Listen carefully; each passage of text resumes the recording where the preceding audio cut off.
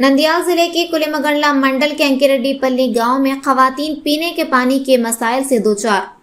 नंदियाल जिले के कुलेमगंडला मंडल के अंकिरेड्डीपल्ली गांव में खवातीन पीने के पानी के लिए सड़क पर उतरी। उन्होंने कहा कि वो पीने के पानी के लिए जिद्दोजहद कर रहे हैं। वो पानी की खाली बोतलें लेकर सड़क पर आ गईं और गाड़ियों की आमद-रफ्त को रोक दिया।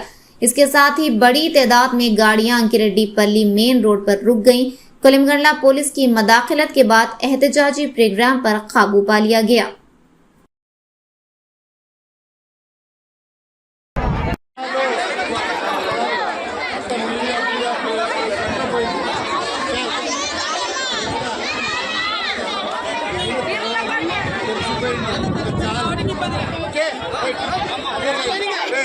Okay.